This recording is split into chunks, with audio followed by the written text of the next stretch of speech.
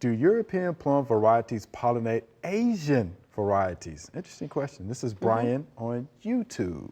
All right. And it's an interesting question because it would make sense because they're all, plums. Or Right. they're all, but no.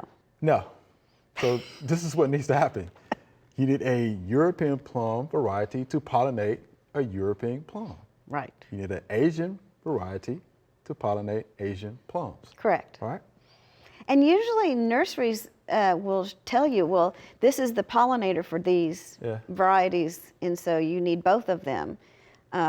So I would actually contact wherever he got that and see if they have the same pollinator for that particular variety that he has. Right. Because in this instance, you're going to need the same pollinators, right? You're going to need a European plum for a European plum, Asian plum for an Asian plum. Yeah.